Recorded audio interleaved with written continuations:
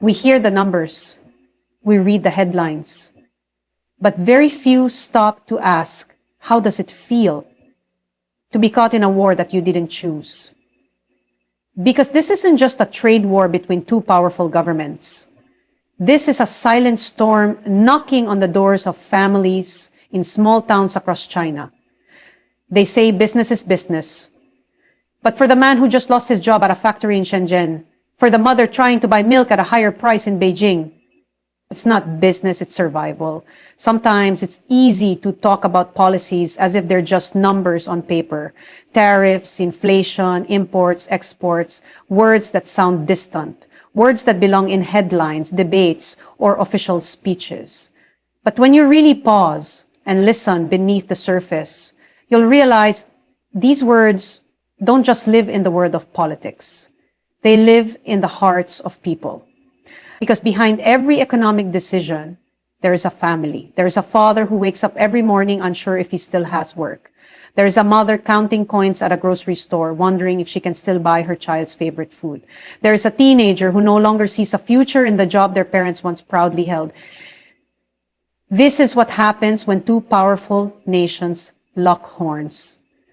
The echo of their decisions reaches the most fragile corners of society. And in this case, it reached homes across China. People didn't have to understand the technical terms to feel the weight of them. They just had to live through them.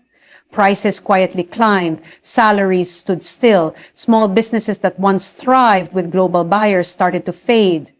And in living rooms across the country, silence became louder than words. No one talked much about it.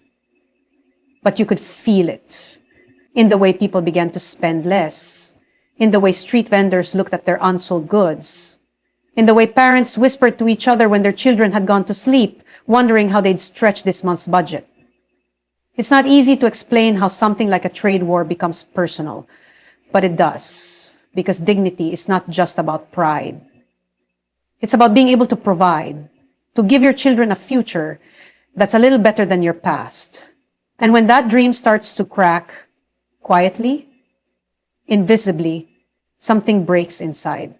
There were those who lost jobs because factories couldn't afford to keep running, not because they did anything wrong, but because politics made business impossible. And they carried that loss with silence because complaining doesn't change policies. So they kept going, waking up, trying again, smiling for the sake of their children, even when their own hearts felt heavy. And that's the thing we often forget. Economic decisions might come from boardrooms or political platforms, but they land in kitchens, in markets, in school fees that can no longer be paid. They land in the places that matter most, where love tries to survive in the absence of stability. But here's the part that remains untold in most reports. Even in the middle of uncertainty, there was quiet strength. There were neighbors helping each other. There were families sharing meals with those who had less. There was a kind of unspoken unity, not in loud resistance, but in graceful endurance. Because resilience sometimes isn't about fighting back. It's about holding on to who you are, holding on to hope, and holding on to the belief that this storm too shall pass. You see, people don't need sympathy. They need understanding. They need the world to see that behind the numbers and policies are human lives with real emotions, real dreams, and real struggles. They need someone to look beyond the headlines and ask, how are you feeling? How are you really doing? Because even if they don't say it, there's grief, there's frustration, there's fear of being left behind in a world that keeps changing the rules. But there's also courage. There's grace, and there's a quiet, unwavering spirit that refuses to be crushed. So maybe the next time we talk about policies, we can remember the people who live with their consequences. People who don't make the decisions, but live through them anyway. And maybe, just maybe, that realization can move us to be a little more kind, a little more compassionate, and a little more human in the way we talk about the economy. Because behind every policy, there is a heartbeat. And it deserves to be heard. Sometimes the loudest battles are the ones fought silently. Not on battlefields, not in speeches, but in hearts, in homes, in how people see themselves when the world seems to question their worth.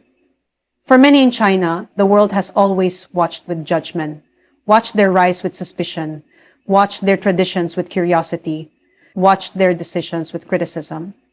But behind what the world sees is a people grounded in something ancient, something deeper than power, deeper than politics. They carry thousands of years of history in the way they walk, speak, think, and dream, a culture that has survived dynasties, revolutions, disasters, and victories, and still stands. When the trade war began, it wasn't just about tariffs. It wasn't just about numbers. It became a test not of economy, but of identity. Because every restriction, every sanction, every accusation, it wasn't just about products. It felt like a rejection, a challenge to their capability, a push against their dignity. And when people feel pushed, they don't always fight back with fists. Sometimes they rise quietly. They dig deeper into who they are. They cling tighter to what they believe. You could feel it in the streets, in the music, in the news, in the way people started talking not just about profit, but about pride. It was no longer about how much they could export or how much they could sell. It became about how much they could stand, how much they could endure, how much they could rely on themselves. The world may call it politics, but for them it was personal, because no one wants to be told they're not enough. No country wants to be seen as a threat for simply wanting to grow. And yet, that's what it felt like every step forward came with a warning. Every achievement came with a label. Every success came with doubt. Still, they chose not to crumble. They chose to evolve. Not perfectly, not without pain, but intentionally. They began to look inward. They turned their focus to their own people, started investing in their own dreams, started telling their own stories, started celebrating what made them even louder than before. Because when you're under pressure, you either break or you become unshakable. Yes, the world can misunderstand. Yes, they can criticize, compare, compete. But in the end, the deepest strength doesn't come from what others say. It comes from knowing who you are when no one's cheering for you. And for many Chinese families, that became the lesson. To keep going, to stay rooted in the values passed down by grandparents who lived through harder times, to teach their children not to chase validation, but to build legacy. So even as prices changed, even as trade lines shifted, even as foreign leaders made bold claims, there was a quiet decision being made in homes across the country. We will not lose who we are. Because culture isn't something that can be sanctioned. It can't be taxed. It can't be blocked at a border. Culture lives in how you treat each other, in how you hold your head high, in how you rise, even when the world expects you to fall. And that's what was happening. People weren't just surviving a tariff war. They were rediscovering their roots. They were finding power in unity, not uniformity. They were realizing that global pressure doesn't have to crush you. It can carve you. So while headlines shouted about conflict, the people were quietly building resilience. While leaders clashed over profits, the streets whispered stories of pride. And while the world pointed fingers, they stood still.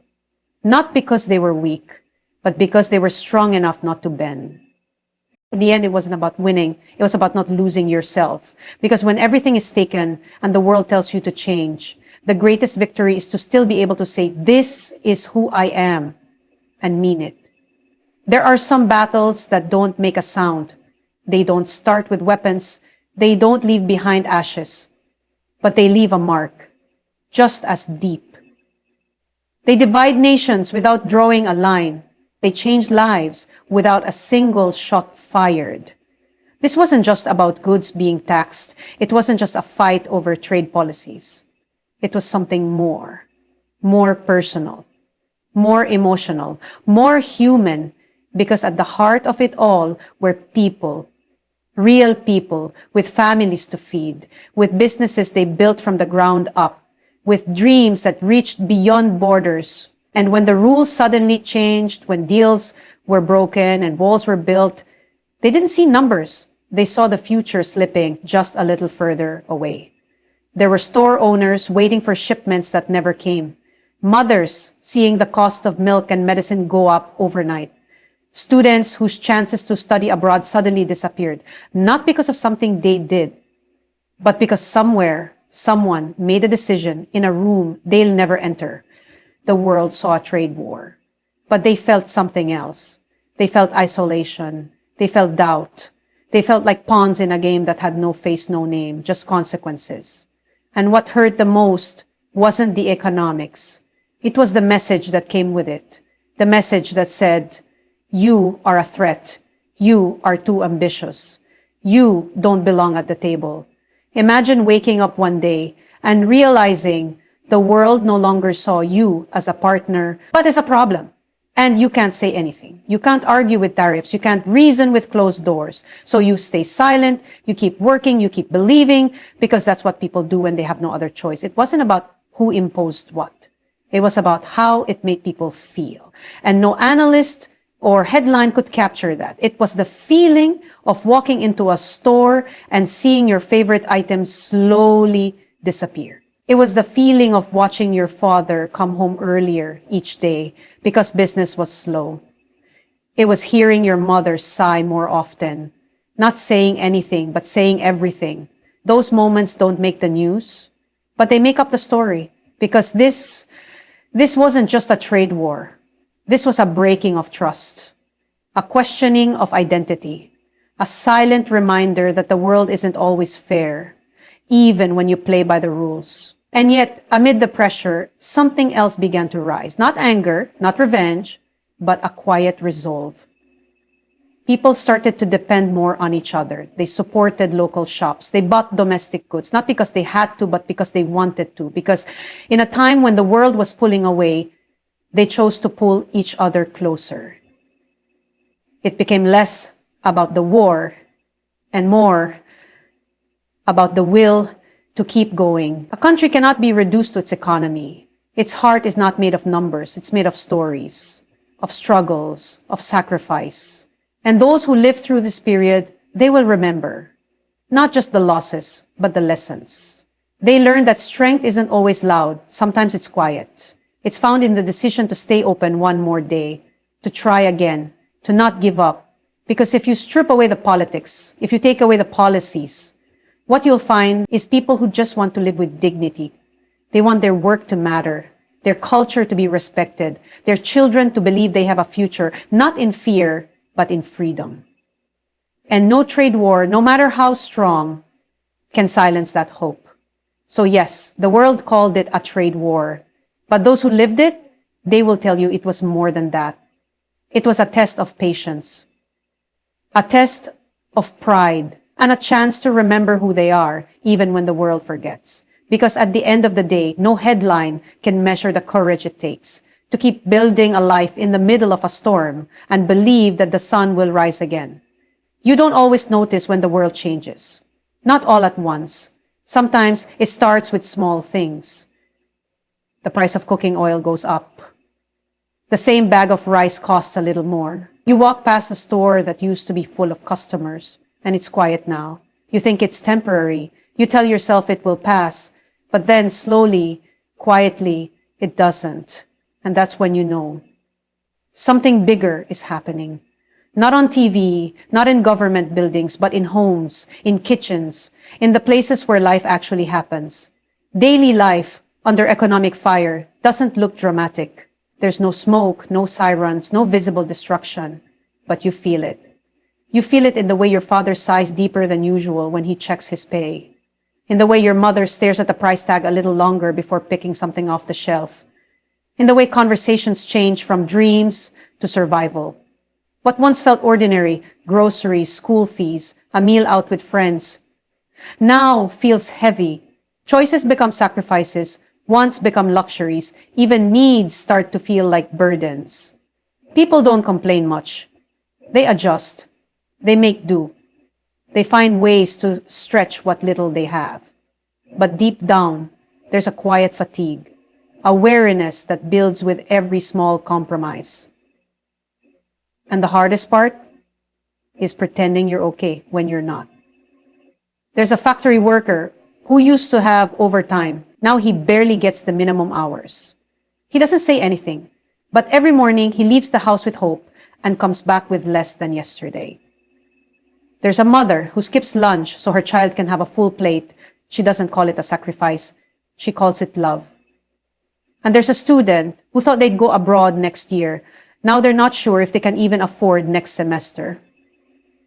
These are the stories no camera shows. They're not sensational enough.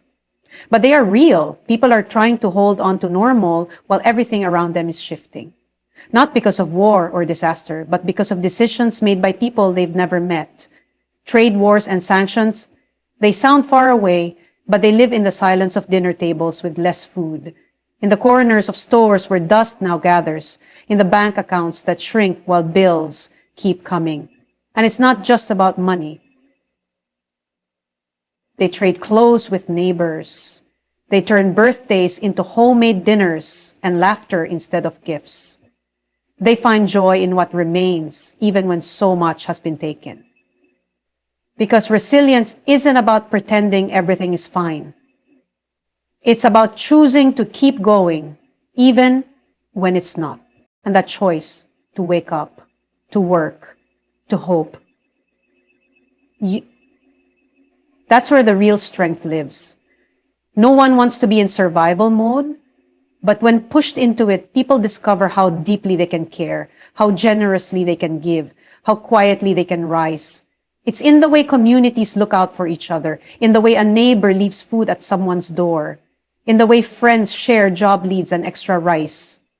No fanfare, no thanks expected, just human kindness, unshaken by economic fire. And maybe that's what this season is revealing, not just the cracks in systems, but the light in people.